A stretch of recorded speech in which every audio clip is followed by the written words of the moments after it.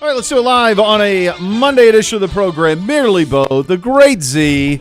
How are you, sir? It's a great weekend. I really thoroughly enjoyed myself this weekend. It was nice to have, obviously a bye week. Didn't have to worry about us going down, but it was a great week for our division. Obviously, Cincinnati lost. That was Thursday night. We didn't get to talk about that. What a great game. That was fun to watch. That seems like 6 months ago. I know. It was just Thursday. Thursday. We had Jim's funeral on Thursday. It was great to see some familiar faces and obviously some faces that we hadn't seen for a while who came back to town to pay their respects, which was really, really cool.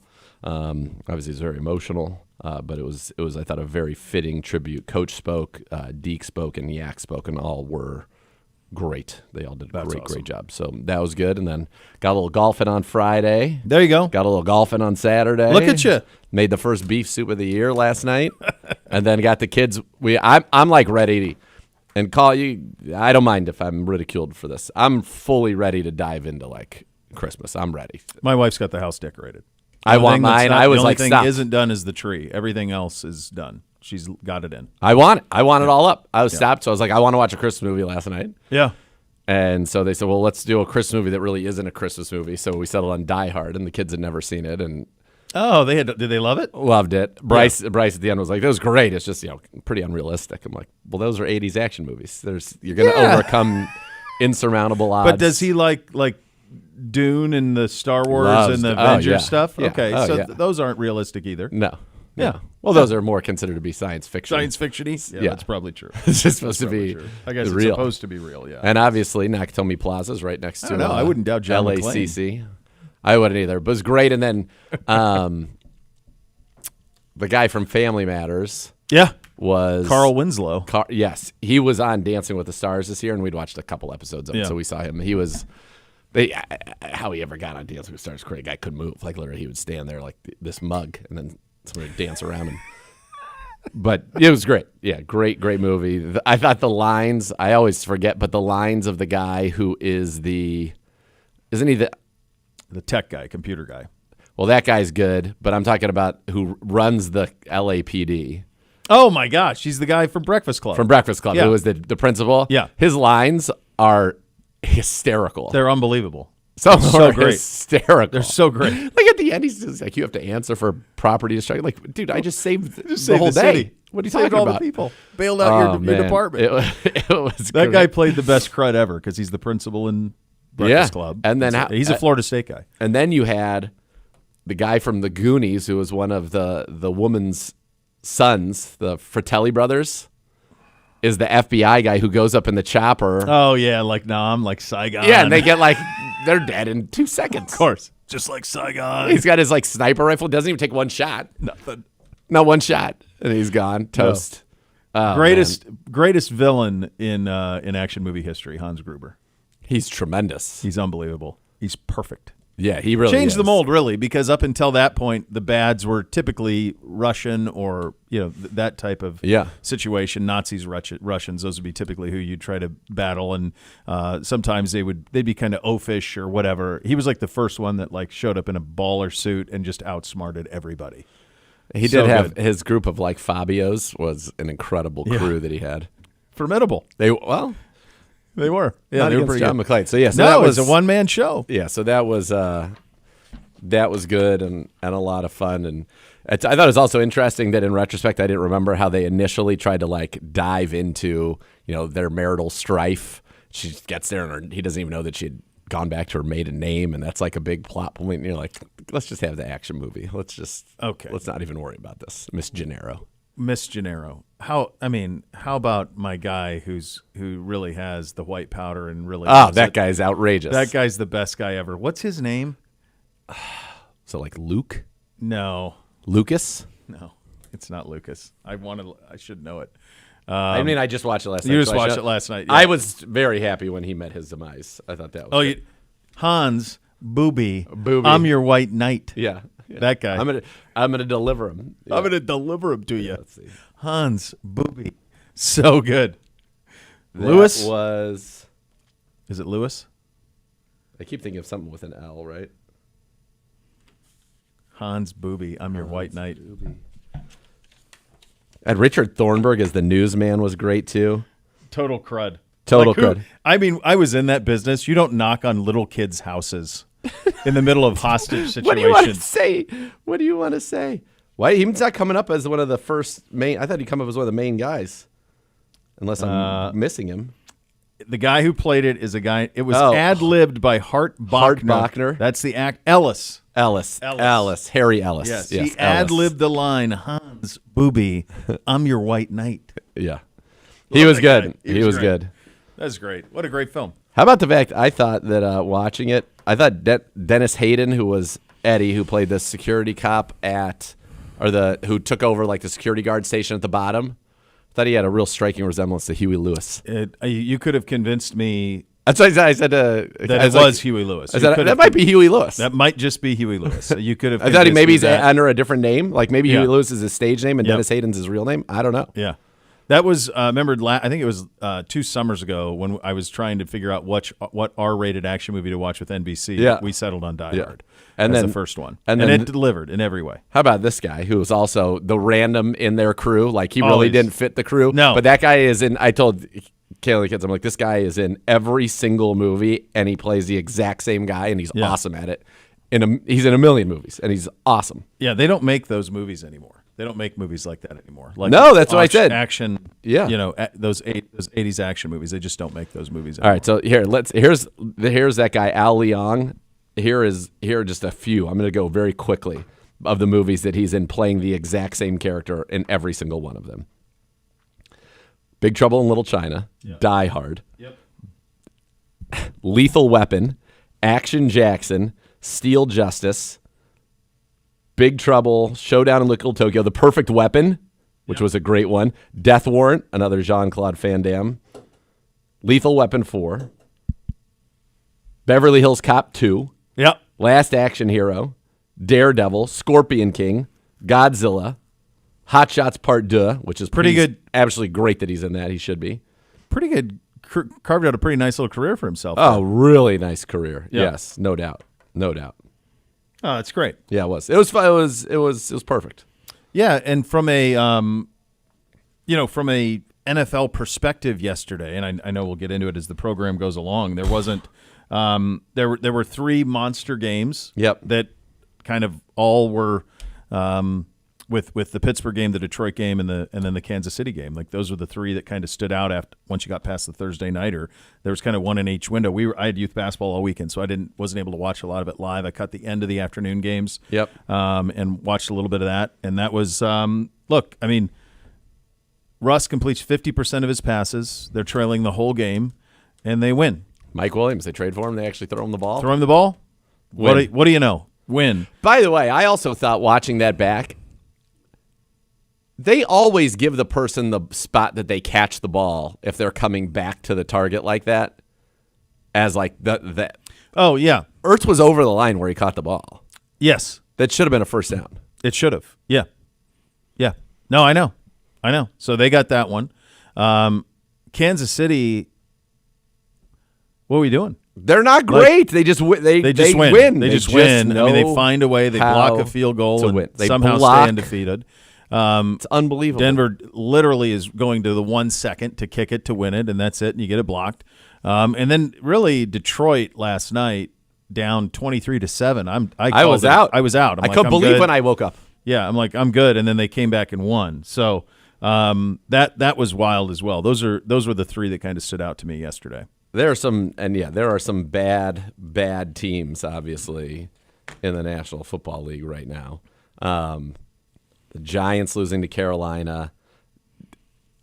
Here's the thing.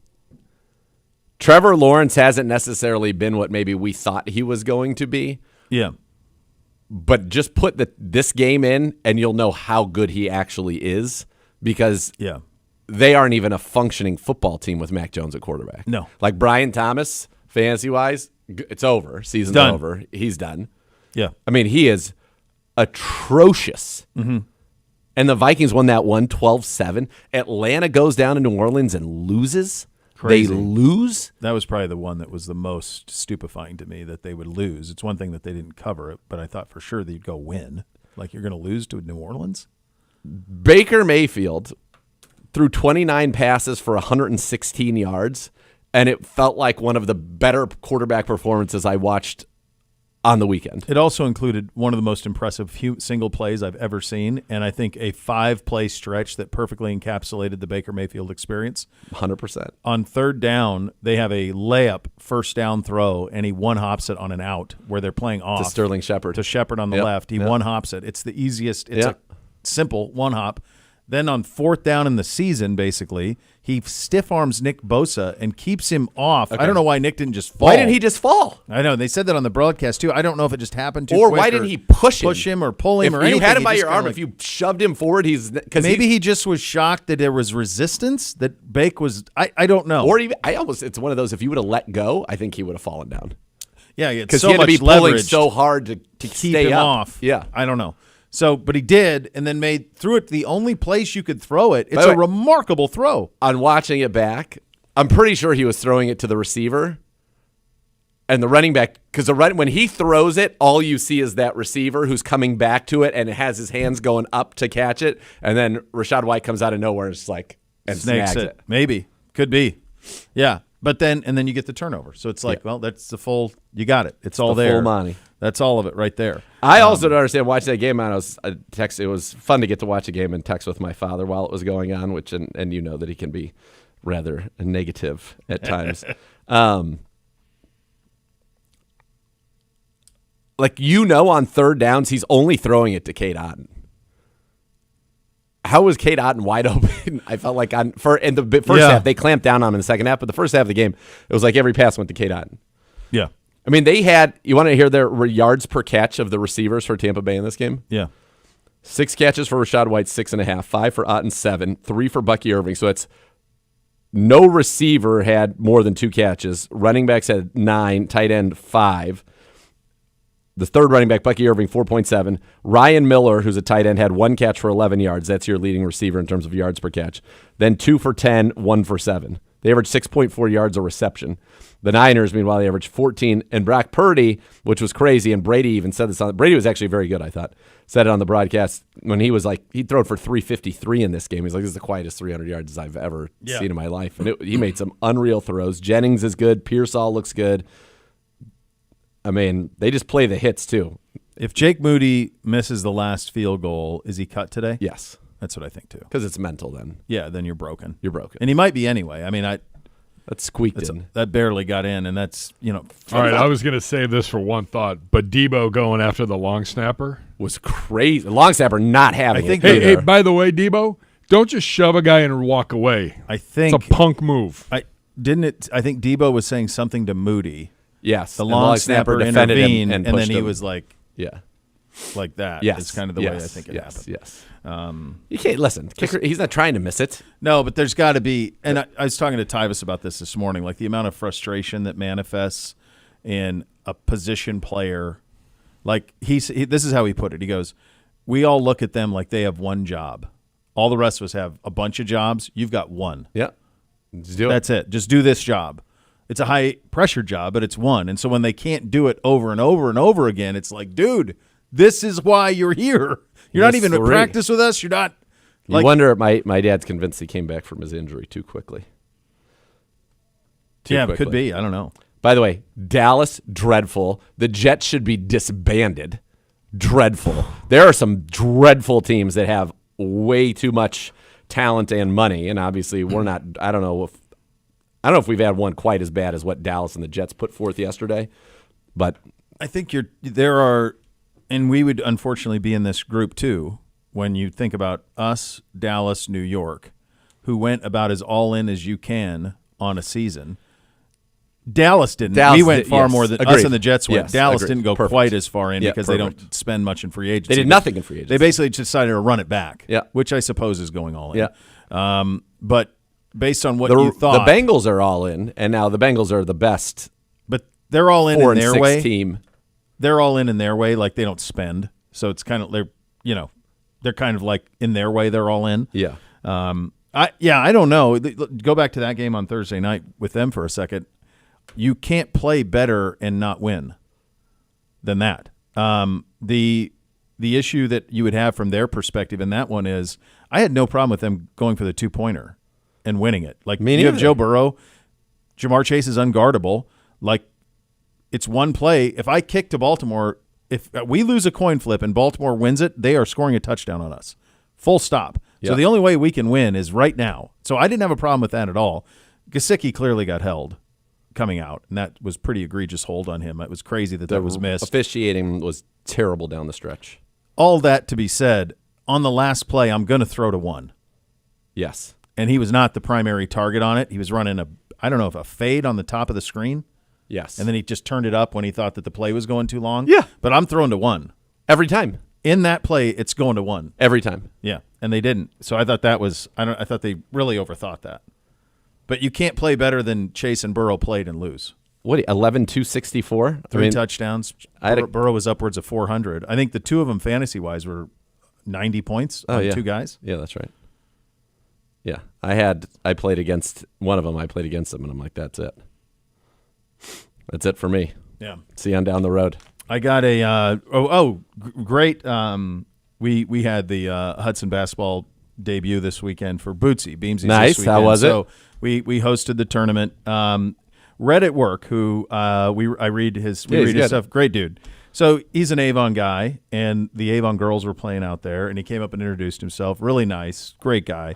And we shared a few pleasantries, and he really talked about how much he liked the show. And I said, well, it's the loyal listeners. We love that. Our great friends of the program who listen in regularly. So it was great to see him, and it's always cool when those worlds interact. He actually just tweeted me, how did Bootsy's hoop end up this weekend? So Bootsy's in 3rd grade. Okay. In 3rd grade, what we do in our town is we split into 2 teams evenly. Even teams. Yep. Right. So it's a snake draft. So it goes 1, and then 2, 3 go here, 4 goes here after evaluations, and then it just goes on down, and you fill the 2 rosters of 9 kids, each evenly split. Some operations don't. Some go A-B in 3rd grade. So what ends up happening is when we play an A team, most of the time we get hammered. Yep. When we play a B team, we do the smoking. Yep. Is what ends up happening. Yep. So our draw, Bootsy's draw, Saturday was 2 A teams. So we played Nordonia A and we played Strongsville A. The Strongsville A team played fall ball, played a bunch of ball. They were ready to roll. I went up to the coach, and there was one kid who's really special. I went up to the coach before, and I'm like, man, you guys are pretty buttoned up. He's like, yeah, we played fall ball. We've had this group together for 2 years. And it's like, as soon as you hear that, I'm going, I got kids who don't know where the wing is. In 3rd grade? Yeah. Yeah. So first game, we lost to the Nordonia A team, I think by 8. Played pretty well. I think it was like 35-27 or something like that. Strongsville got us pretty big, like 35-15. The kids are pretty wide-eyed. And then the way that the bracket worked, we had to play Nordonia again on Sunday. So Nordonia A again on Sunday. So we lost all 3 games. But the kids played their tails off, played really hard. Bootsy actually had 16 on Sunday. Yeah, he was nice. Yeah, man. So he played great. He played great though. He couldn't come out in the second half because he couldn't else get into the offense. But he was able to get downhill. He crosses over pretty quick and he can get to the rim. So they almost have to just make it be uniform.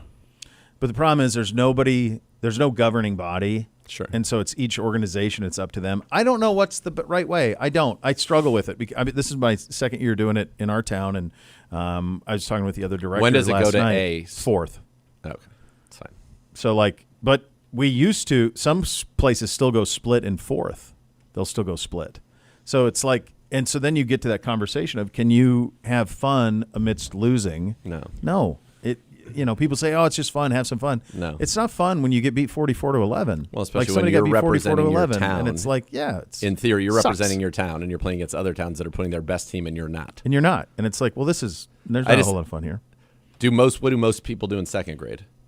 2nd grade is usually, there's not many leagues for it. They're starting to get more and more, but that's usually like you just play kids in your own town. So you'll just. So this is the first year that you play other cities. Yeah, I think if normally 3rd grade, I think you play other cities. If there's one team out there that's got an A team, then I think you got to have an A team. Yeah, I don't know. I don't know what's right or wrong. You're not now that I'm in it. I'm more again. This is my 3rd run through this. Yeah, I think you got to have an A team. And it's like, boy, it's hard. It's really difficult. you're not going to get anything much out of beating the B teams. No. And maybe you're going to get something out of, playing up and losing the A teams, but that's not fun for kids to lose. The counter to it, though, is when you put – if you go A-B, in some instances there won't be a single kid who can dribble.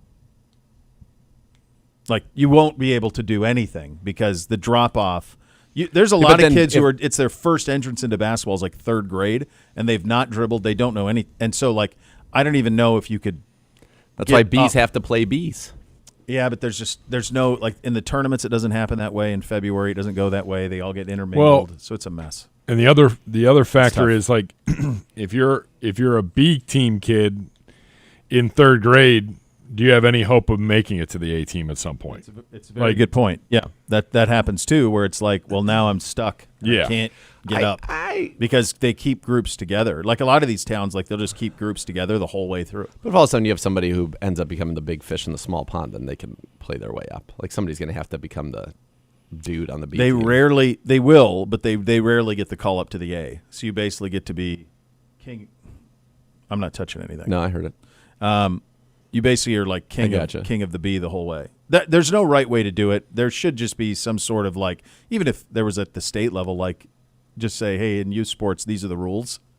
That would be helpful. Yeah. Like across all sports, it should be that way because it's tough. But they battled. They played really hard. It was fun. It was I didn't know what to expect. He came down. I never asked the boys to – I don't say anything to him about – can you hear this? Yeah, like it's going in. It's just going in. But not bad. Not bad. No. So they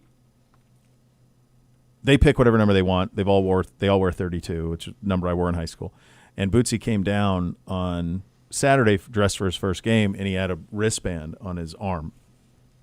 And I go, hey, man, what are you doing that? He goes, I saw that's how you wore it. He saw a picture of me in high school wearing a wristband on my biceps, so that's what he did. I'm like, that's awesome. My guy, let's go. So it was fun. It was a fun week, and now we won't play again for 3 weeks, but I got Beamsy this weekend, but it was fun. How does that happen? So I get the holidays in. Yeah, there's early season tournaments, and then our league play doesn't start until like December 7th. So like there are a couple of tournaments you could enter if you wanted to, but quite honestly, they probably play enough basketball, so you just got to try to balance it out a little bit. And the other thing is November's got that extra week, so that makes it even a little bit more, that side of it. Speaking of movies, they were all arguing over a movie to watch last night, and I was trying to think of something that was appropriate. My wife was like, Meet the Parents, and I'm like, I don't think that's for Boots. And she's like, really? And I'm like, no, I don't think so. I think there's some innuendo in there that might be a little tricky. Plus, I don't want them saying the parents' names. Right? I don't want them saying that name because I could just see Bootsy going to school and saying Greg's name over and over again. Yep. So I'm like, let's not do that. So instead we settled on, we watched The Last Crusade last night, which they'd never seen. None of them had seen any of the Indiana Jones movies. Absolutely riveted. Absolutely riveted. So that was good. Yes. Yeah, it's awesome. Remains awesome. It's my father's favorite to this day. Yeah, I think it's the best of them. I really do. I think it's the most rewatchable, best, most fun, no scariness. Like, it's just great.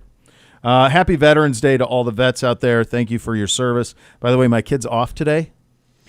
I'm like, they're not veterans of anything. Why? What are they off for? I don't know.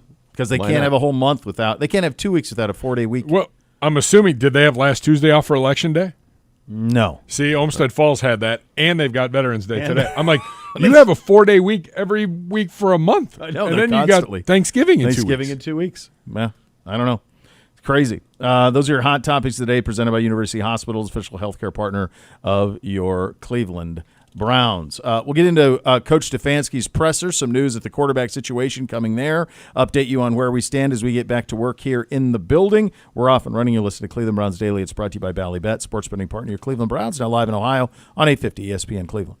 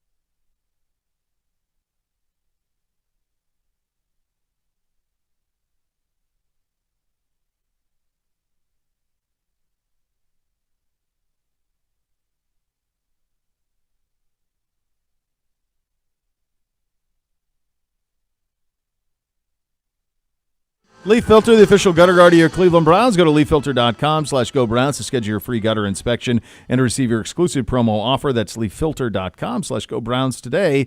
Visit today. Time to head from the podium. It's presented by Vivid Seats. Purchase your official fan experience packages today for the ultimate game day. Here is Kevin Stefanski's presser from earlier today.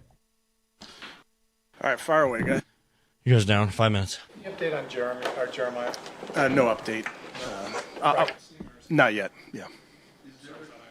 Yeah. Is there a concern that it might be long-term impact? Anytime you're dealing with injuries with the neck, you're always making sure that he's getting every possible amount of care that he can get. But we'll really deal with that as a day-to-day, week-to-week type thing. We haven't talked, I don't think, since Zadarius was traded. Mm-hmm. So I would assume that would mean Obo gets more time and Isaiah. That's right. So what do you seen out of those two guys, especially Isaiah's playing more than? I think both those guys have given us some really good moments, really good reps. Obo's done it now as a veteran for us, and you've seen it. He's a productive player. Isaiah being a younger player, you haven't seen it as much, but in those small samples, I think he's done a nice job. We've asked you about explosive plays in the first half. Now that you've been able to really take some time to examine, why has it been so challenging for you guys to generate those? You still don't have a play that's gone for at least 40 yards. It's tough to play perfect defense. Mm-hmm. You're going to give up big plays, but you're also not generating any to counter that. I think it's obviously has a bunch of different reasons there, Daryl. I think staying on the field, converting on third downs gives you more opportunities, more turns, but it's never one thing. It's not just, hey, our play action shots, we need to hit them, or, hey, the run game, we got to come squirting out of there on one of those, or the screen game, whatever it is. I really think it's really everything. Kind of goes a little bit to what Mary Kay was asking about with takeaways. I think if you do your job and you don't go searching for them, typically those big plays show up because you're doing your job. Just to make sure, Jameis Winston's still the starting quarterback? Yes. The duration or week? Yes. To week? Yes. Duration and week to week. Much thought or any thought at all to turning it over to Dorian, or not at this point? I think with all of our players, Mary Kay, we're going to always look at what we're doing and see what type of what decisions we want to make. But we feel really good about all those guys in there. You are trying to win games, but considering where you're at and what's in front of you, is there a point where you have decided that you'll go into an evaluation mode where you really want to maybe take a look at some guys to evaluate for the future? Yeah, I understand the question. Goal number 1 through 100 is to win. There may be times where we have young players that have earned a role and earned the ability to go out there and help us win, but does not change the goal. You studied the run game.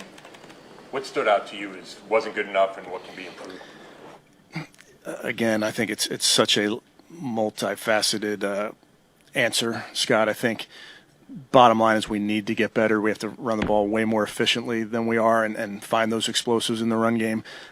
We look at it from schemes, certainly. What are the schemes that we are having some success in that we can lean into, that we can protect with different other schemes, if you will. There's certain things that you do and you do it well, then you want to also do this because it's going to protect that, whether it's a play action or those type of things. So we need to lean into the things that we feel our guys do best, but that is a major point of emphasis for us. Expect Jordan Hicks back this week? I do. The run game, I get another question, Kevin. I know you changed a bunch of stuff offensively from last year to this year. Do you feel like you guys got away from some of the stuff you did well for whatever reason? And they're going back to that? Or? We're not doing enough well right now. So bottom line is we have to get it fixed, whether it's run game in this instance or whatever it is. We have to do everything we're doing. We have to do it better. Said Tobin, the last 3 weeks, he really hit the buy on an uptick. Did you say said? Tillman. Oh, yeah, okay, gotcha. Just how much, just confidence-wise, how much have you noticed a difference in him day to day because of the success he's having on Sundays? Yeah, I think confidence with young players is huge, but it only comes from the opportunity to be out there and doing it. So I don't think Sed has ever lacked for confidence, as you see with his role growing and the volume of targets coming his way naturally, and you make a few plays, naturally your confidence is going to increase. But that's not something I don't ever get the sense that he lacked confidence. All right, there you go. Kevin Stefanski, probably the headliner there is that Jameis Winston is your quarterback for the duration, was his line, and week to week as well.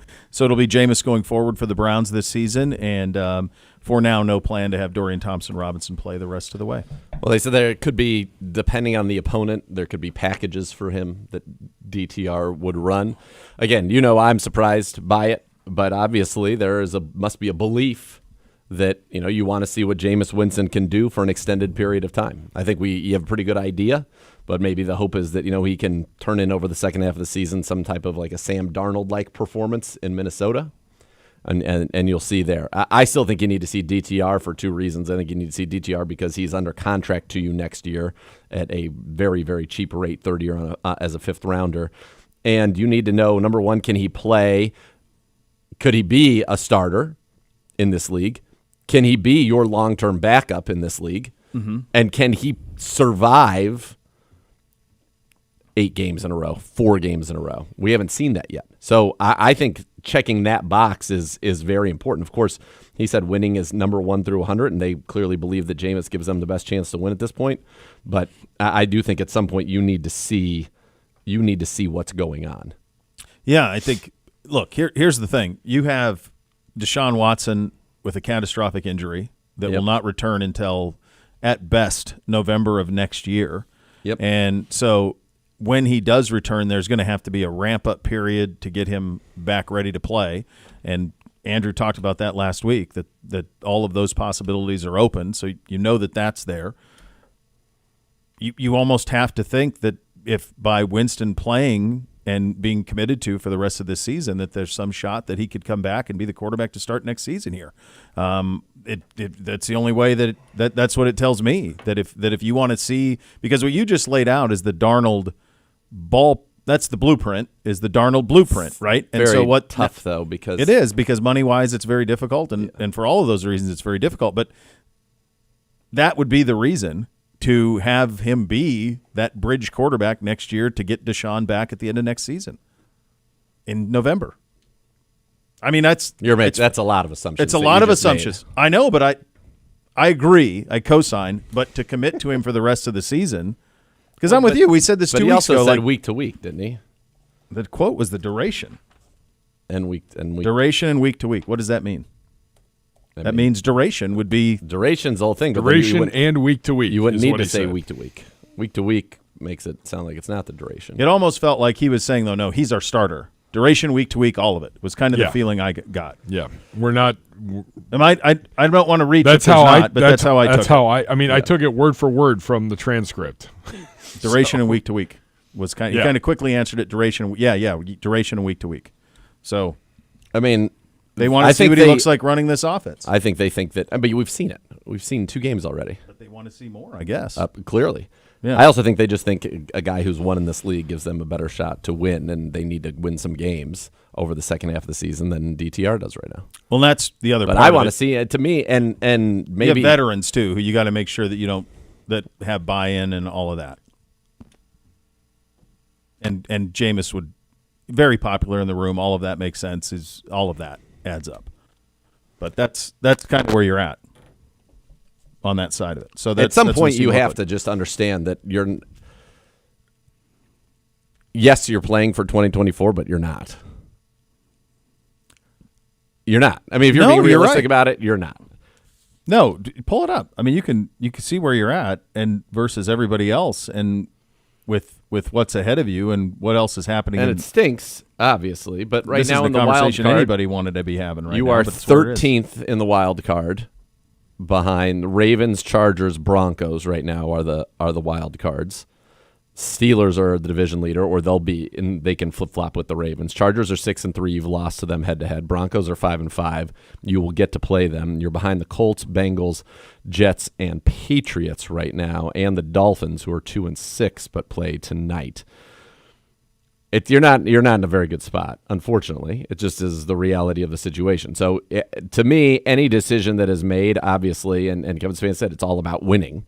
So there is clearly a strong push to focus on right now and going 1-0 this week. But there, I think, has to be a bigger picture focus on who are we and what are we going to be in 2025 and beyond, because this season, unfortunately, is a lost season. And you don't trade Amari Cooper and you don't trade Zadarius Smith if you are – you can't have it both. No, that's you the can't. thing. So like and that's you're what either this kind of feels like. Admitting right, and to me, at that case, I want to see DTR and I want to see Bailey Zappi.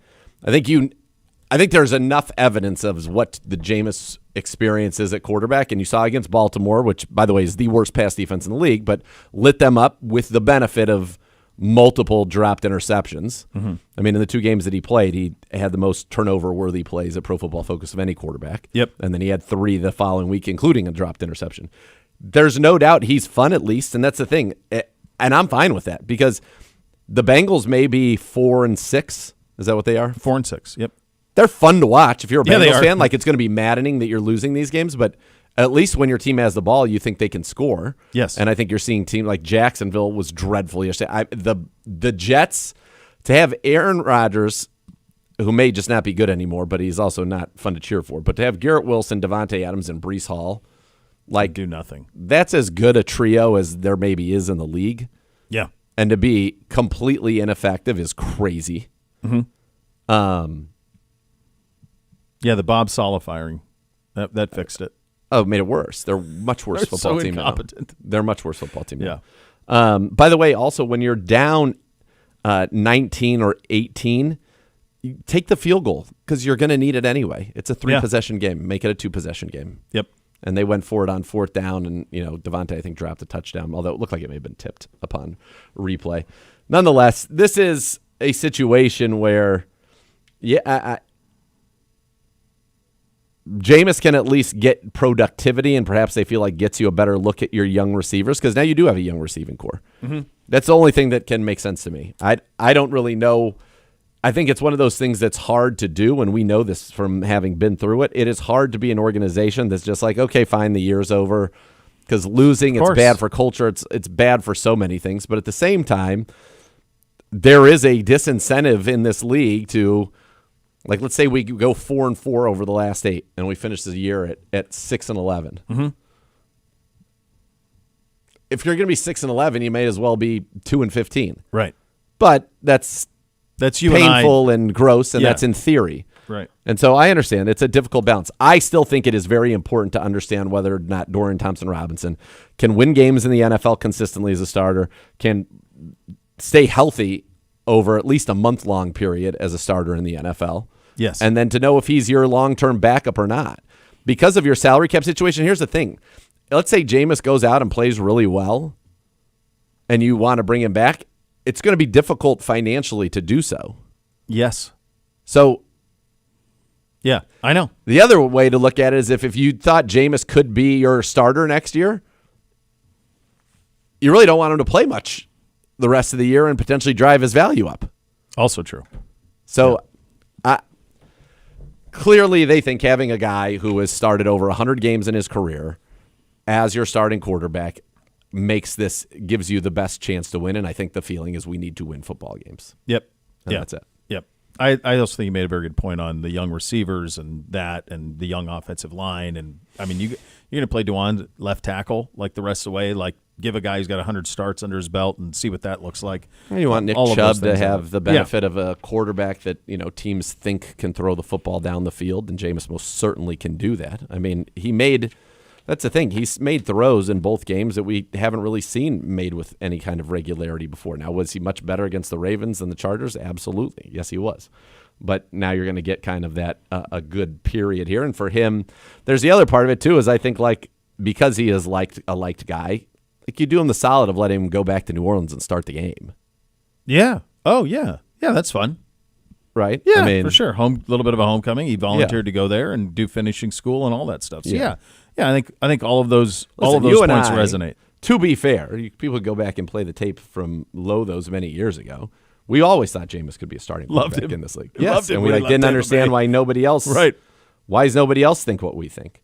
But I think you know the good and you know the bad. You know the whole experience. By the way, you're seeing it in Indianapolis with Joe Flacco. 2 touchdowns, 3 picks, and unfortunately they weren't able to overcome those the hole that was dug a little bit early in that one to get the win. But it's very rare that you see a quarterback who has played as much football as a lot of these guys have played become something else.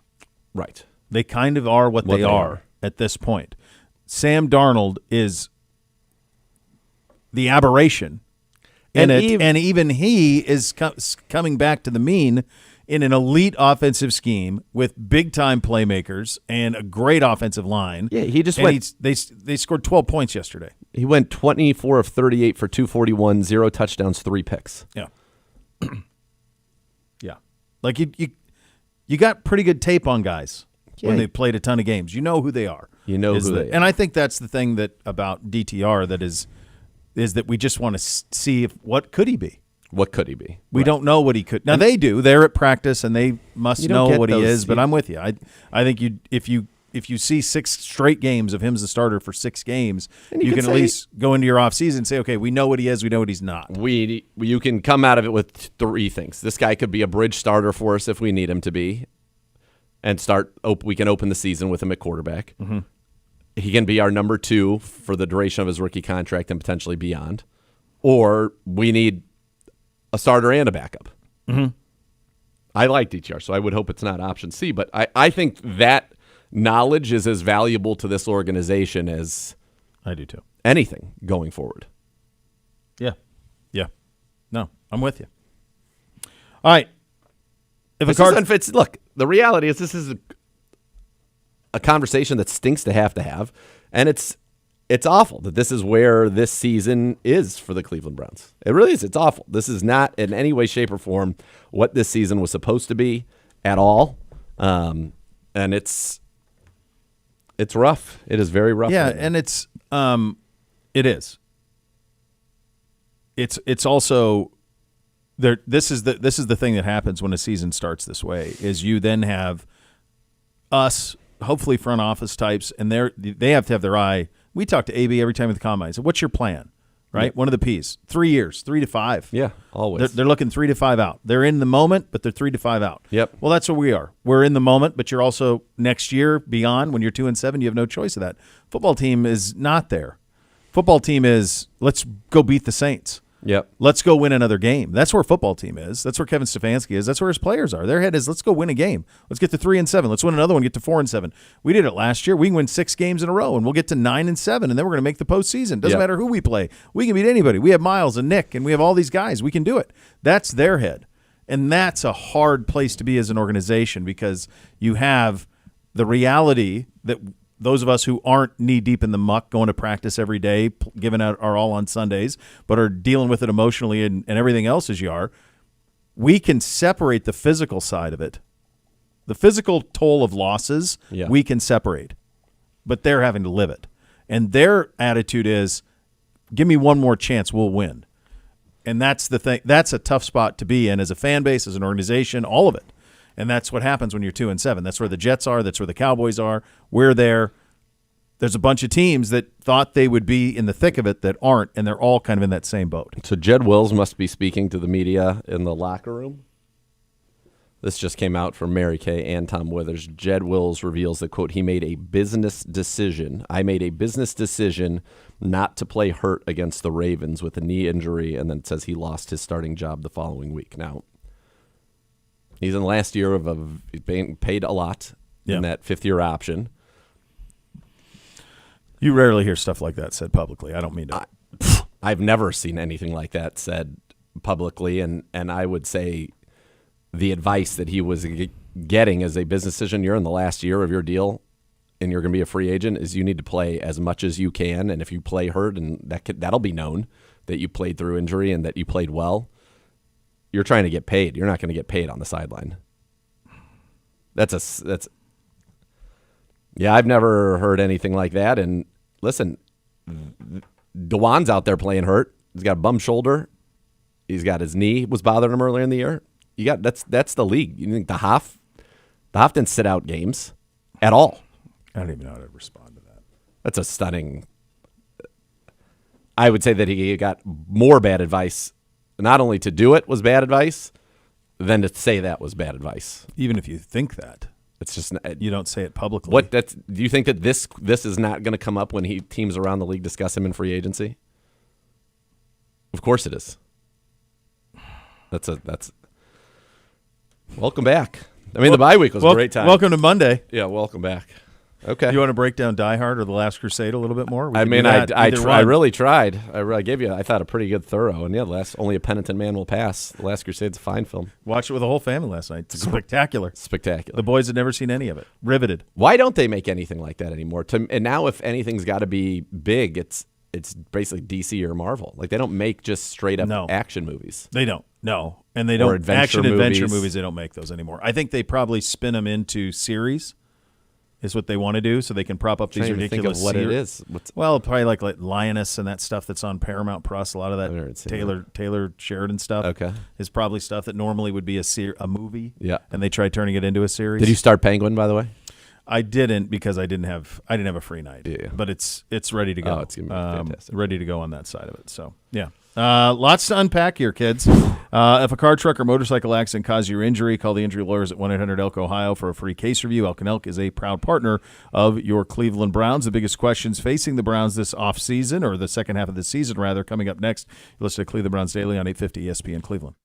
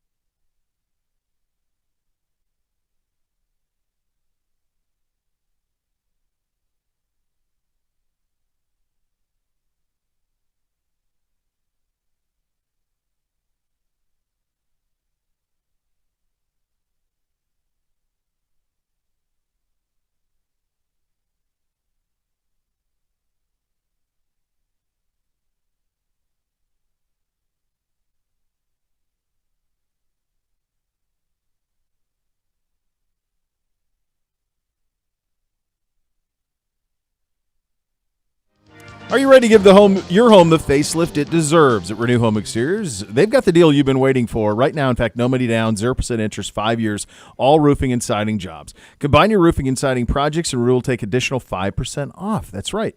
0 interest for 5 years, 5% off when you knock off both jobs at once. Don't wait. Upgrade your home and save big with Renew Home Exteriors. Visit RenewEstimate.com to book today. Renew Home Exteriors, superior products and superior service. All right, second half of the season post-bye week starts this week down in New Orleans against the Saints. It'll be Jameis Winston at quarterback for the Browns. In terms of, and obviously we as we mentioned in the previous segment, we did see the comments from Jedrick Wills down in the locker room saying he made a business decision not to face the Ravens on October 27th because he was hurt and was benched the next week in favor of DeJuan Jones. So DeJuan Jones, we knew that at left tackle. You know, the interesting thing with Jed is when we were thinking about the 5 biggest questions facing the Browns, my question was, would he make sense long-term at right tackle? We talked about that last week, which is where he played at Alabama. Would he make sense at right guard? Like all of that type of stuff, you have to start having those conversations about. Not sure how these comments will change any of that. But what you do have to figure out here over the rest of this season, other than, as Kevin Stefanski says, wins as much as possible, you also have to figure out who are the lock, stock building blocks for what will not be a rebuild, but what will be a reshaping of the Cleveland Browns this offseason. Yeah, that's and we kind of went through it, right? Like quarterback, DTR, you imagine on some level is going to be involved, whether that's the guy who you think can perhaps start some games for you or if he's the number 2 quarterback. At running back, you know, I do think Nick Chubb will be a Brown until he is done playing football, and then Ford and Strong are both on rookie deals and would be back. Wide receiver, Judy, Tillman, Thrash, and then I like Elijah Moore, and maybe, you know, he's a guy who plays his way onto your roster more long-term. He's still on his rookie deal. I mean, I don't know if people think about that. Not really anybody young at tight end, but obviously Njoku's part of your core. The O-line, you know, DeWand is probably the big one, and then you've got Joel, and you've got Ethan, and you've got Wyatt, and you've got Jack. You know, those 4, obviously Wyatt and Ethan are the youngest of those 4. But then backup-wise, you know, you're going to get Luke Whippler back, but that's not this year. Zach Zinner, who looks to be a long way away from being ready to play at this level, just in terms of his anchor and his ability to stand up.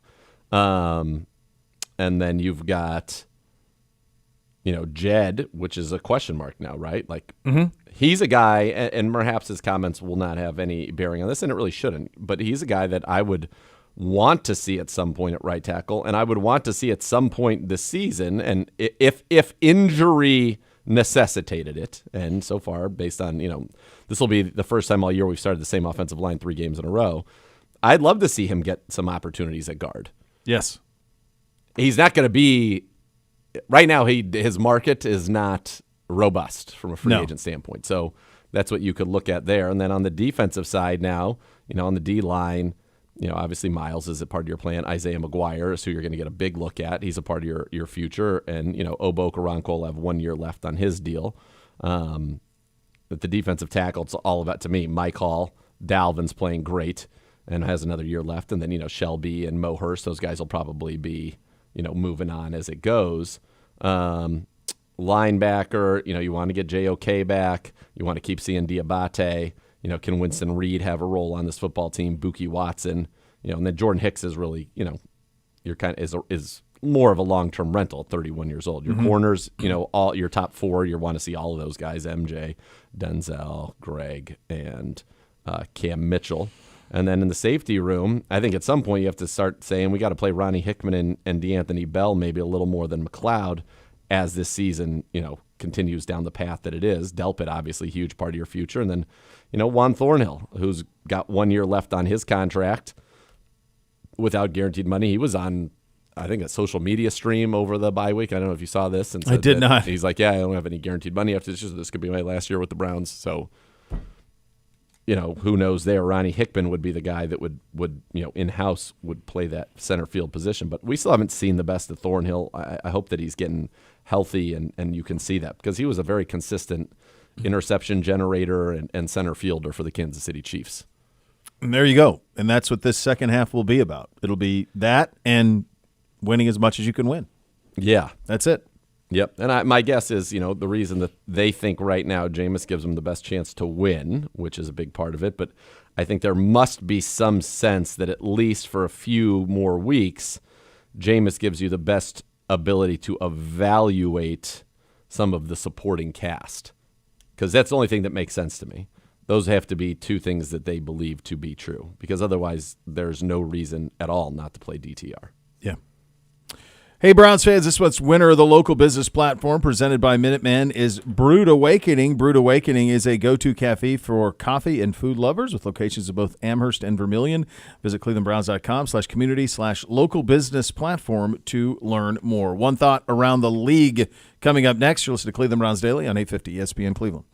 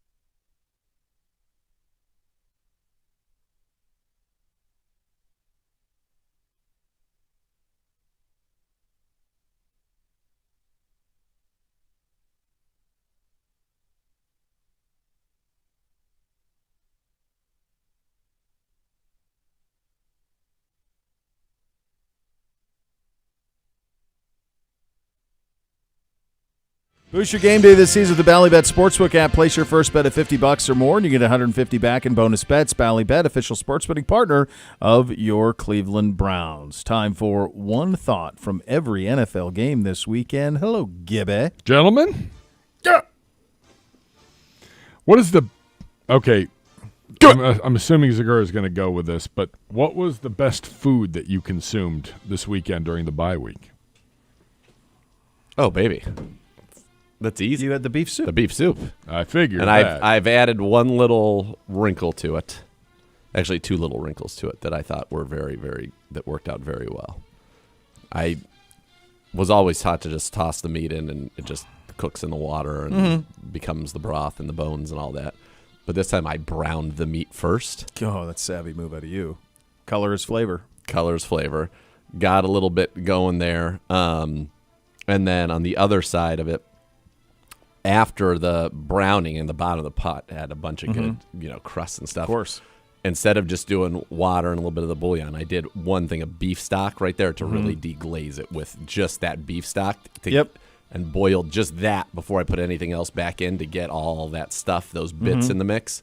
Then put it all back in and did it normal. And, oh, God, it was... Then you're ready to go. It was rich. It was robust. It was a real delight. That's a real delight. Yeah. We had... let's see. So much has happened. I have one other thing that I had that was amazing. Please. So we also had, as everybody knows, my affection for this Hudsonville Bananas Foster ice cream is well documented. Don't say that anymore. I don't. I want the people to have the joy. You can't. I have a gallon for you. Oh, congratulations! You have 1 gallon. Dude, it's the best for it. I've never $4. Eat it slowly. I'm gonna have to. I don't have it yet, and I got to go to Columbus tomorrow. I'm gonna stop on the way. Every Meyer, all the way down. Smart, savvy. Zip in and get them. I would recommend maybe doing it on the way back, so that you can put it right in the freezer. Pretty good job out of you. I'm not going to have cooler with you. I'm not little styrofoam. In my suite at the Hilton, I'm not going to have access to a freezer. No, so it's a good point out of you. Yeah, we'll do it on the way back. We'll stop on the way back. So brought that over, and then we had some fresh bananas that I sliced and put on top of it. I mean, forget about it. Great time over at Steve and Molly's. It was a delight. Yeah, that's a win. We had. So Friday night went to the Hudson played Walsh in the playoff game. Really good game. It was Walsh got up to a big lead. Hudson cut it to 14-7. Walsh scored right before half, 21-7, and then the Mighty Explorers battled back. Walsh is a really good team. They're number 1 in the state, but it was a fun game, tight game throughout.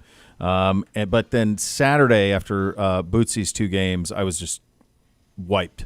So we had a nice meal at the club that was nice. Hey, Gibby, how about your trip? What was yours? Yeah, you had a nice trip around. How was your trip? It was good. It was good. Very relaxing. Actually, the one night we stayed in, we didn't even go out. Nice. It was just like decompress. Yeah. Unplug, baby. No one's bothering us. Great. Got a little fire going in the fireplace. Perfect. There you go. Yeah. I don't...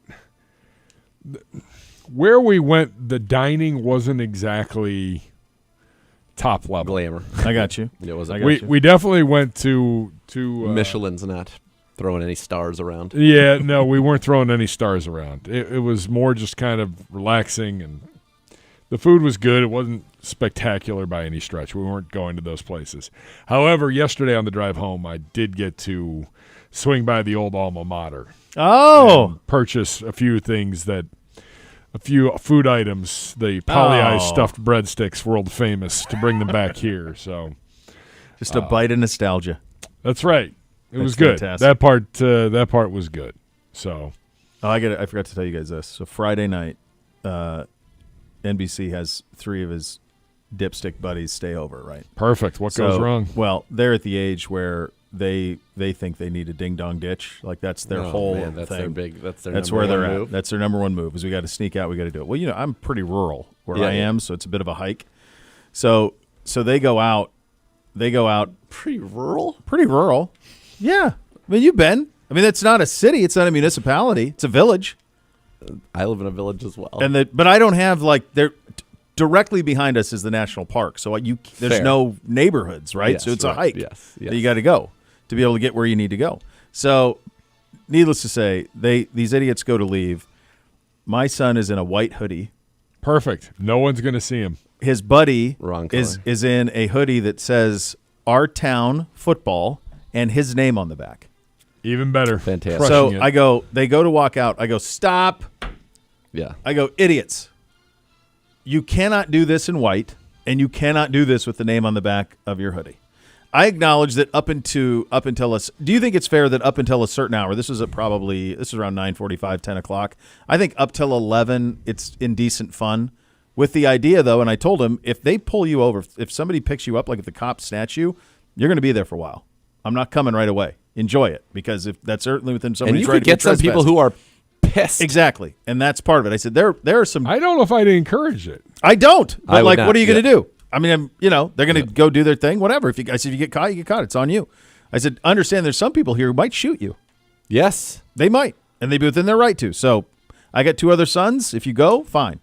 We'll be fine. Just leaves more for the other 2. So these idiots come back, and I'm following them on. We're basically just laughing at them, and they didn't really get much done at all. They basically what they did is they went and found some girls who live in a neighborhood like down the road, and they messed around with them a little bit and then came back. So as they're coming back, I'm tracking them on the phone, and I've got Buddy Garrity outside. And so they're coming down the driveway acting like they're tough, big shots, whatever. Well,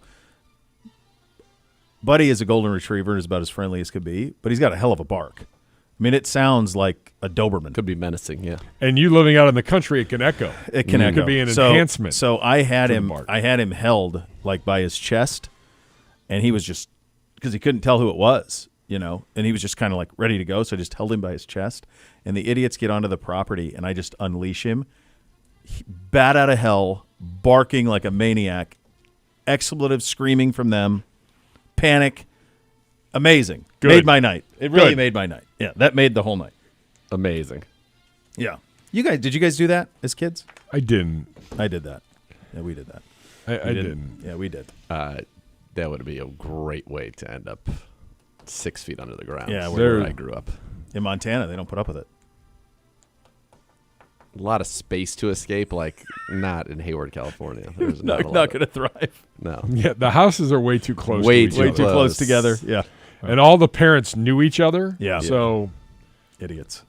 Yeah. By the way, I have your kid. No, literally, I grabbed your kid. Yes. He's sitting on my couch. He's sitting here. That's Why don't you come pick him up? You come get this idiot. All right. A total aside. I told you last time we were looking for like Christmas movie that we hadn't seen or that was not fully Christmas. So one that came up that we were recommended was Christmas with the Cranks. Yeah. Okay. Tim Allen, Yeah. Jamie Lee Curtis, Dan Aykroyd, Emmett Walsh, Cheech Marin, Felicity Huffman, like a pretty legit cast. Yeah. Yeah, they're going through a divorce. 5% on Rotten Tomatoes. It's not. No, It's I not. don't think it's not like. I think it's okay. Was it not that bad? The trailer didn't look great. I've seen it once, so I don't. Pretty good. I don't. Pretty yeah, good. I think Yeah, it's So fine. their kids, right? The way I understand it is Tim Allen, Jamie Lee Curtis's kids are gone and not doing holidays with them. So they'd been throwing all the neighborhood parties. They decided to take a cruise, and everybody in the neighborhood's pissed off. That's what I got from the trailer. I think aren't they getting divorced or No. No, they're not getting divorced. Yeah, I'm their thinking of daughter something is. else. Yeah, their daughter's off, and they were going to go on a cruise, and Are you thinking it's of like Santa this Claus? whole Great like movie. community thing where you have to decorate the house. You have like this Frosty the Snowman up that's by your right. roof. They all compete with each other. Yeah. Yes, Yeah. yes. I definitely saw. I've seen it once, but it was a long time ago. I don't remember thinking it was any absurd than many other Christmas yeah. movies are.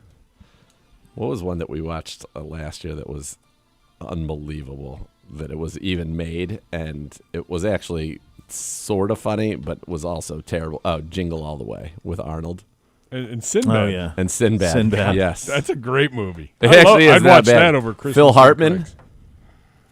You got a little Phil Hartman, a little Rita Wilson, Belushi. It's pretty remarkable that like Arnold went from Running Man and Commando and Predator and True Lies and all of that to. I guess it was just a heat check. Like, let's see if I can make anything a hit. Kindergarten Cop and that. Probably did. Kindergarten Cop Cop's was funny. a fine movie. He was also in Twins Twins, great movie. with DeVito, which was pretty good. Yeah. Kindergarten Cop's a great movie. The bad guy in Kindergarten Cop was a solid bad guy. I have only seen that. It's been years, probably 30 years What was his since I've name? seen that. Cullen Crisp. Richard Tyson was the actor. Yeah, he was pretty solid. Arnold. Kindergarten Cop's a good movie. That had a solid respectable Rotten Tomatoes. Twins had to be real high. Twins was fantastic. DeVito's pretty good. I think you'll find that DeVito's Penguin is very different than Colin Farrell's Penguin. He's what compared to Farrell's? Just very different. That's a very different interpretation. Well, those are totally different. Those were those were so much more like, those were even really dark compared to what I was expecting as a kid. Because when we were kids, all I thought was, this Adam is West. Way darker now. Was like Adam West in Gray and Blue and Robin, and we got Joker and all that, Pow, Kaboom, and all that. And then all of a sudden, like, you saw like the first Batman, you're like, oh, this is up. And then Batman Returns, I remember took my little brother, who was 7 years younger, and that was a mistake because he was quite terrified of Walken and Penguin and all of that operation. Oh yeah. All right, one thought, Gibby. Should we get a little break in and then we'll come you back want to? Sure. Let's do it. We'll do it. Yeah, we'll do the one thought coming up next. Before we do, though, join us Sunday, November 17th, cheer on the Browns for a victory with our friends at Tito's Handmade Vodka. Tito's is proud to support the Cleveland Browns through the Tito's Victory Vodka program by committing to a $1,000 donation to the Cleveland Animal Protective League toward its mission to foster compassion and end animal suffering. Thank you, Tito's, sponsored by Tito's Handmade Vodka. 40% alcohol by volume, namely 80 proof, crafted to be savored responsibly. We will do one thought around the league coming up next. You're listening to Cleveland Browns Daily on 850 ESPN Cleveland.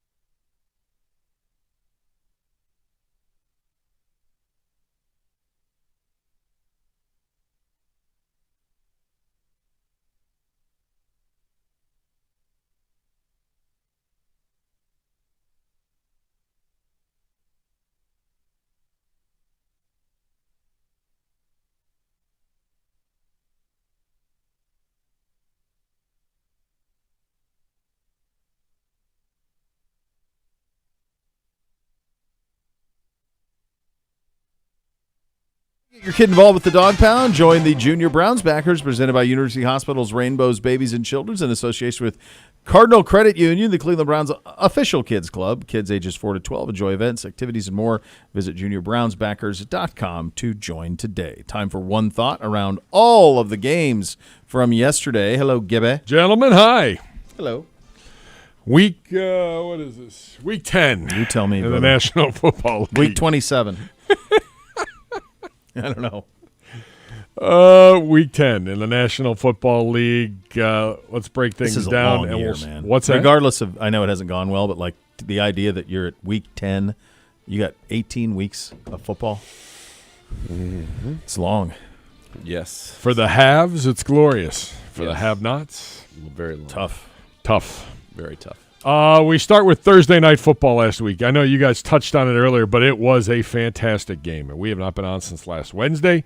Baltimore 35, Cincinnati 34. It feels like weeks ago because it was. Bo Bishop, one thought.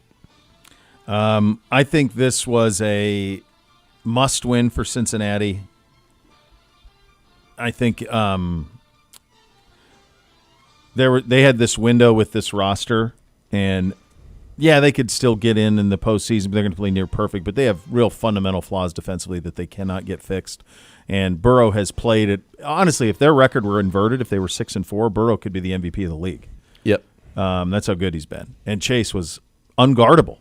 No T. Higgins. So now you say to yourself, we were talking about Jed Wills with his comments earlier. Like if you're T. Higgins, you're going, I don't know.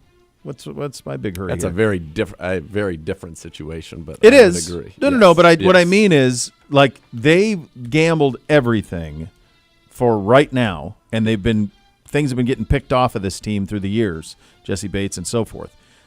Now it's like, if we can't win when Burrow throws for 400 and is nearly perfect, and Chase goes for 260 and 3 touchdowns, when do we win? We scored 34 points on them. We've scored over 30 twice against them and lost both at home and there. It's just a demoralizing loss for them. They were up 21-7 in the middle of the third quarter. 21-7 in the middle of the third quarter. That was very much a signs read out of you right there. Yeah.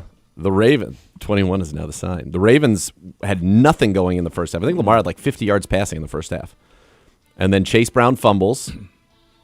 They score. And then you couldn't stop them. The Ravens scored touchdowns on their last 4 offensive possessions. 1 short field, 31 yards, a 92-yarder on the catch and run by Wallace, a 65-yarder, and a 70-yarder. So they could not stop them. So I understand them going for 2. I think that made a lot of sense. But and maybe we are, but it doesn't feel like it to me. I don't think people are talking about how good Lamar Jackson is. Oh, I think we are. I think most people assume he's going to win his 3rd MVP. I mean, he should, but he is so much better than even what he has been previously. 69% completions, 2,700 yards, 9.3 an attempt, 24 touchdowns, 2 picks. Over the last 5 games, he's averaging 11.3 yards per attempt, 15 touchdowns, 1 pick with 135 rating.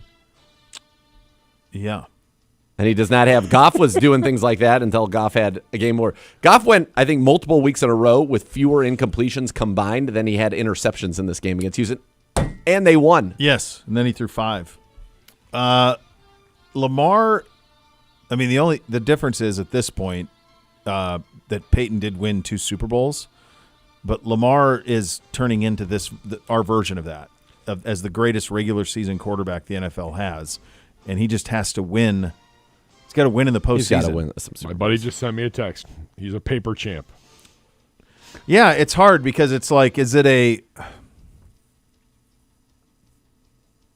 there's not many doppelgangers like in other sports of like individual greatness.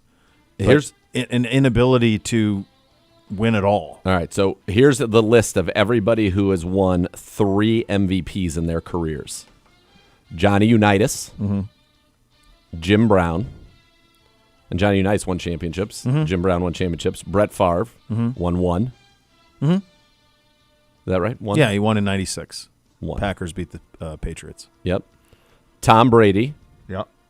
Who's won, 7? Yeah, whatever he's ended up with. Aaron Rodgers, who's won 1, and he's won 4 MVPs. And Peyton's won 5 MVPs and 2. So you look at the other people that were two-timers. Joe Montana, 4-0 in the Super Crazy, Bowl, only no won big 2. deal. Steve Young, 1. Kurt Warner, Okay. never won. Oh, won with the Rams, Yeah, right? yeah. Won with the Rams. And Should then have won the second year. The Pats got him in New Orleans, but they were huge favorites. should have won with Against the the Arizona Steelers. Cardinals. Oh yeah, Yeah. against that's Antonio Holmes' catch. Yeah. And then Mahomes, who's already won many Super Bowls. So of all the people with 2, he's the only one that has not won a Super Bowl. And if he gets up to 3, he'll be one of 7 players in the They haven't history even of the made it to league a to Super win Bowl. 3. No, you're right, Gibby. They haven't even gotten No, there. they've not gotten there. there. It's kind of a wild thing. Yeah. John Elway, for comparison, 1-time MVP in this league. Yeah. Horseface. Super Bowl One champion. thought, Nathan, as we Twice. go to Munich, and the Hoff will join you tomorrow at 2 o'clock. Panthers 20, G-Men 17 in overtime. I We mean, don't at have one to point spend in the much time first on this. half, Brian Dable's shaking his head on the sidelines because Neighbors is open for big plays, and Daniel Jones just can't get him the ball. Daniel Jones looked terrible in this game. I thought Bryce Young made some big throws. The third downer to ice it to Legit was a big-time throw. Chuba Hubbard, their line just mauls people, and Chuba Hubbard's running wild. Did you know this is the first time Bryce Young has won back-to-back games in the NFL? Oh, I figured it had to be because they picked number 1 overall last year. So yeah, and he was okay. Like that, the idea that they were going to go back to Dalton. I mean, what are we doing? No. Play him the rest of the way. Yes. You know what pleased me about this?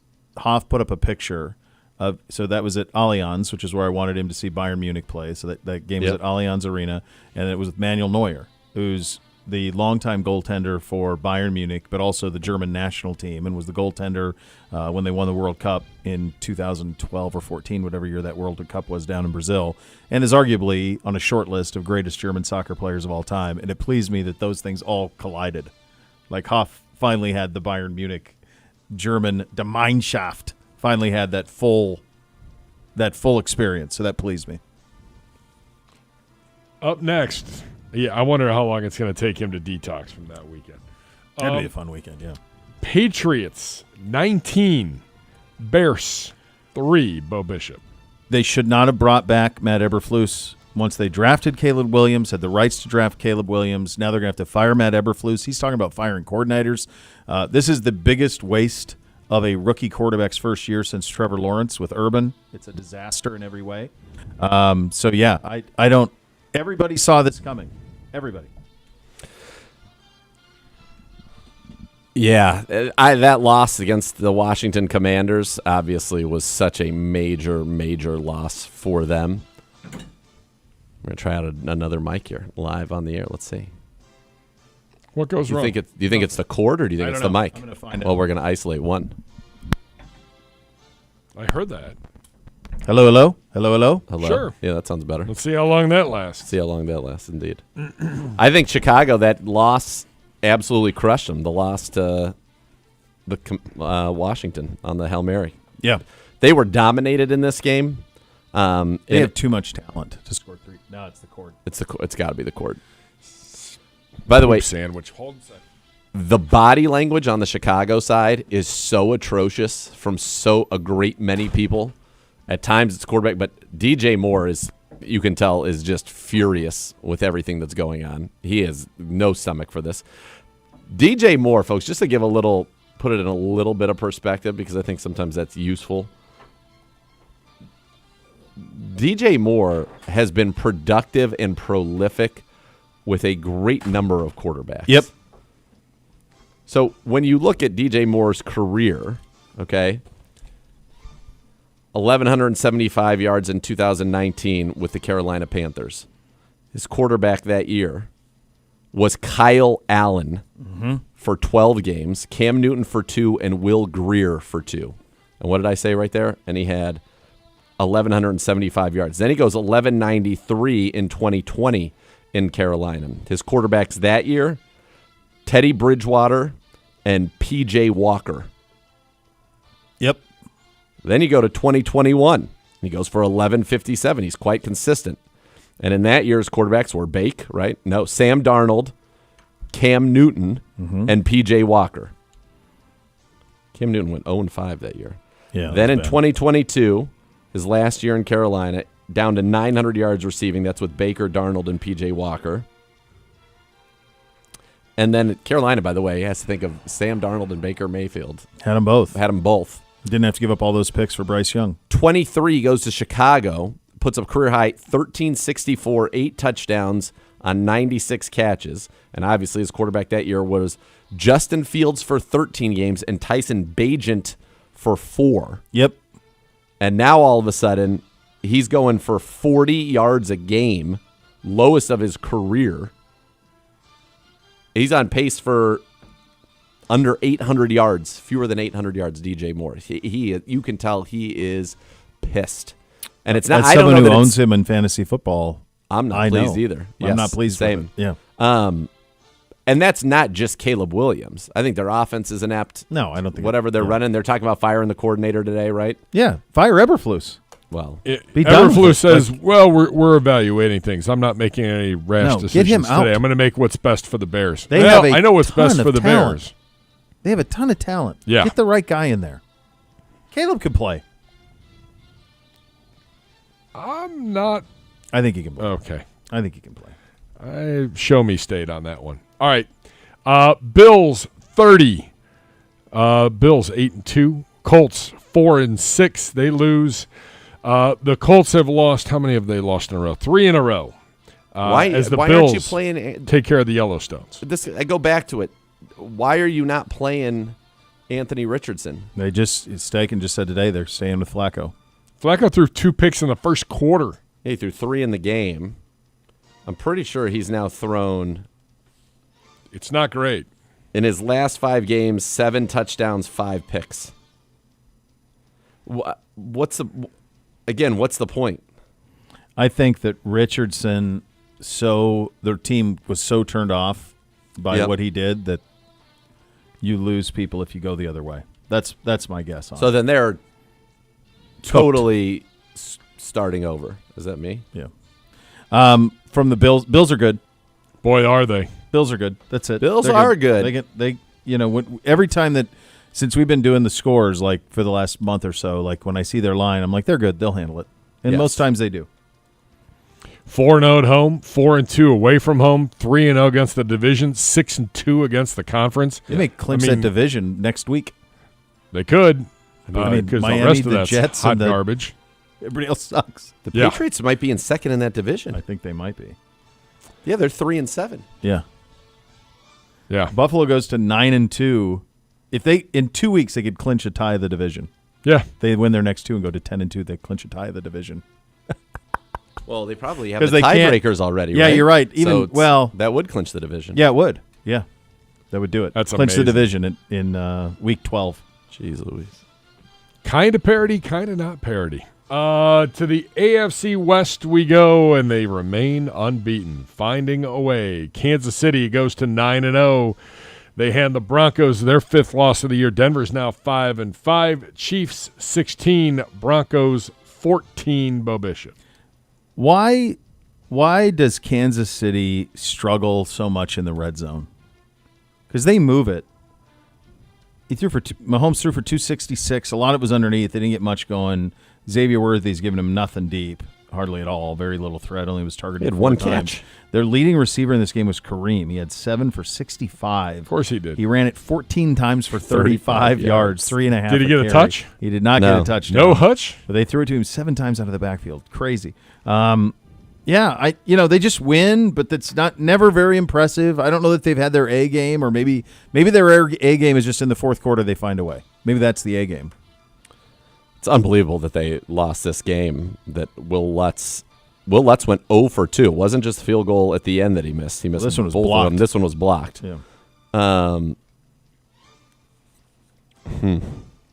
Again, just a reminder, the NFL has until Thursday, November 21st, to make a decision on a Monday Night Football game involving the Cleveland Football Browns and the Denver Broncos. What date is that? That's the night we play the Squealers on Thursday Night Football. Oh, we could get flexed out of that?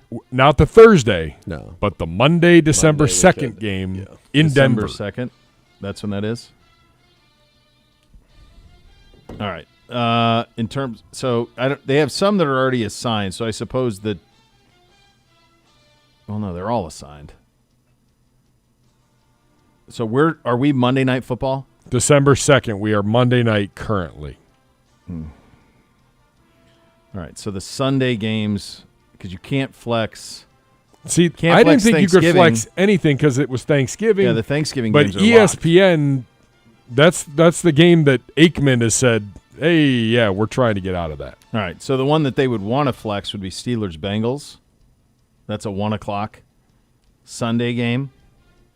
In the 4 o'clock window, there's nothing. Oh, Eagles-Ravens, but that looks like it's got Nance Romo protected, right? And then Sunday night is 49ers-Bills. So the one that they would want on Monday night would be the Steelers and the Bengals. Yeah. That's the one they'd want. Yeah. Up next, the team we will face on Sunday, the Saints, with their interim coach, get win number 1 for their guy. They take out the gutless Falcons because the Falcons were gutless, 20-17. Nathan Zagura. Kickers matter, right? I mean, that's the bottom line. Kickers matter, and the kickers matter when they miss field goals more than anything. And Younghoe Koo missed 3. He walked off the owner. Arthur Blank walked off with him arm in arm. Very, obviously, very disappointing for the Falcons. But this is, again, why can't these teams score the football? Right.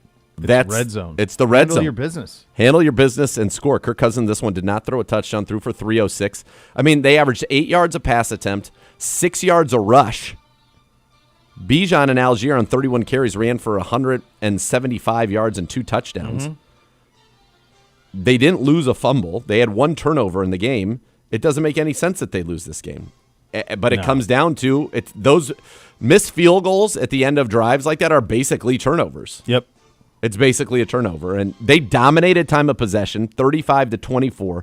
They outgained them by over 100 yards and did not win the game because Younghoe Koo missed 3 field goals. And Koo had been so good, and it just shows you how these things happen, right? So that position, it's so fragile and mental. Yeah. On the season, he's 17 of 24, which means he's missed 7 out of 24 kicks, but he's just 5 of his last 10. Yeah. He has not made a kick of over 40 yards in 5 games in a row. He's 0 for 4. This is a guy for his career is much, much better than that. Much better than that. That's wild. Up next, It's fickle. the 49ers take care of Tampa Bay 23-20. Nice little back and forth game. Bo Bishop, since you're the big 49er fan, one thought from you. That's one of those ones where the last field goal goes in and it changes everything. Yep. If he misses that last one, then who knows how the Niners wake up today.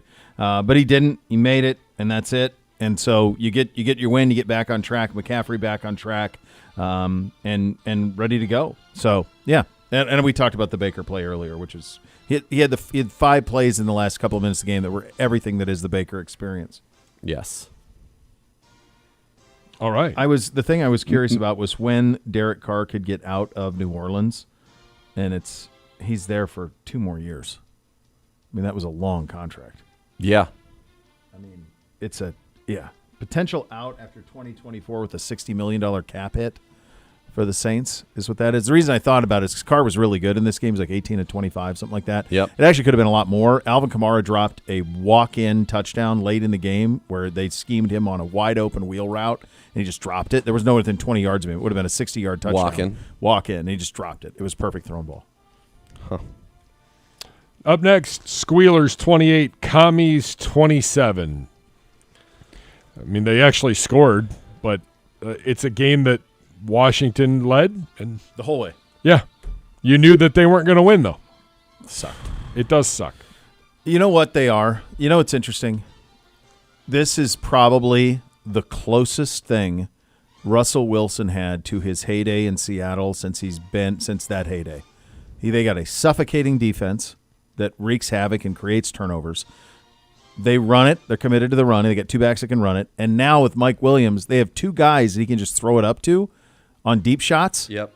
And they'll fight for the ball and go make plays. He was 50% completion. It was 14-28. 3 touchdowns, 1 pick. It's very much like his Seattle teams. Yeah, and they just know how to win. Like, it's annoying. It's annoying. Obviously, if you're a Browns fan and you're watching this, you're saying to yourself, how did they win this game? They just know how to win, and that's what they do. And this is a game, perfect example. They didn't kick a field goal. They scored touchdowns. When they needed to score touchdowns, they scored touchdowns. It's exactly what they did. Mike Williams, that was his only target of the game. It's a 32-yard touchdown. Did you see George Pickens jump the defensive back and then like he was trying to eat his neck or something? Yes. Pickens is very good. Terry McLaurin's playing. He might be out of his mind, though, quite honestly. Might be, but he's very good. He's very good. Terry McLaurin's playing unbelievable football. Up next, guys, it's Minnesota 12, Jags 7. Jags suck. Nathan, one thought. I think you just said it. Trevor Lawrence That's it. might actually be as good as we thought he was to overcome how bad. I mean, that was a debacle by Mac Jones. Yeah. How that guy went to a Pro Bowl one year is beyond my You said it. First time you saw him play in New England, you're like, dude, he's not it. Remember you at warm-up. You and I were talking during warm-up, and you're like, he is not it. No. Terrible. And Minnesota, they couldn't have played worse, and they still won this game. They just find ways to win. 4 field goals. And yet they're not even in first in their division at 7-2. 4 field goals. They had in this game defensively, where they have 3 sacks, 2 takeaways. They held, this is where it's so bad. The Jags had 143 yards of offense. 143 yards of offense. Yep. Vikings had 28 first downs to 10 for the Jags. Do you know what time possession was in this game? I don't. I mean, obviously, quite lopsided. 43 minutes to 17 minutes. I don't know if I've ever seen that. And they won by 5. I don't know how you keep trotting out Doug Peterson with all the talent they have. That's embarrassing. Up next, Chargers 27, Titans 17. Los Angeles is now 6-3. Titans fall to 2-7. Nathan Zagura, one thought. Quickly, because we have 3 games in about a minute to get to. Calvin Ridley can still play. Chargers getting Gus Edwards back as the hammer. It's a nice 1-2 punch in their run game. He averaged 5.5 yards carry. He looked pretty spry. Herbert's good. They just didn't ask him to do anything in this game. They're going to have to this week, though, right? Isn't it? I'm pretty sure it's Chargers-Bengals. Could be. Yes, I think you're right. Sunday Night Football, flex. Yeah. So he's going to have to throw it in this one. Yep. That'll be a fun one, though. Yeah. That's worth staying up for. Philly 34, Cowboys 6. Bo, one thought. It's just setting up for the Dallas Cowboys to be in they're not going to win any games the rest of the way. So they're going to be in a position to draft really high. They're going to make a coaching change. It'll be a fascinating offseason in Dallas. CeeDee Lamb had 6 catches for 21 yards. In his last 5 games, he has 62 catches for 360 yards. Crazy. They played Trey Lance in the end of this game. Can't find the ball in the sun, though, in your own home stadium. stadium. And Jerry was not pleased about that he was complaining about. You built it. Jerry was not pleased. Apparently, CeeDee Lamb had asked them to put curtains there. Oh, really? Like years ago? Always, yeah. Because there's times where we can't see the ball. And I'm like, no, it's silly. All right, real quick. Jalen Hurts, by the way, also playing very good football. Yep. Cardinals 31, Jets 6. Most unlikable team in the league, and they are dreadful. And cards are fun. Cards are very fun. Cards are fun. Sunday Night Football, Leons 26, Texans 23. Hey, Nico's back. We talked about this. He wasn't back. He was not. We talked about this game. He was inactive. I think we talked about this game a little bit earlier. I think that my big takeaway was the battle red over a white pant would have the all red was a lot to take in. But the red looked good. But the red helmet with the red jersey and a white pant, I think, would be really clean for them. One thought, kids. C.J. Stroud. No Nico, big problems. Yeah, but how can that be? I know. How can that be it? Not good news. No. Not good news at all. So much more to come. You'll listen to Cleveland Browns Daily on 850 ESPN Cleveland.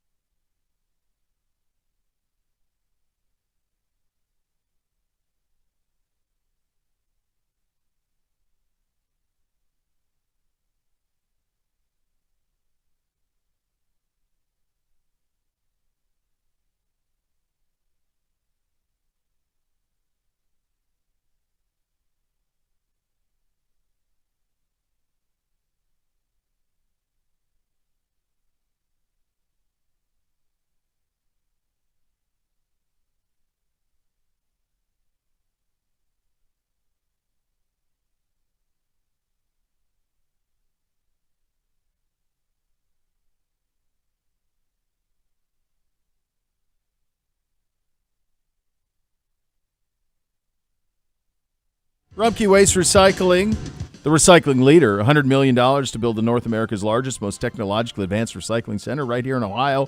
Visit Rumpke.com to learn more about tours and how this facility grows our circular economy. I got Ram It. Ram it. Same. Next level is next. Thanks for listening, buddy. Cleveland Browns Daily, 850 ESPN Cleveland.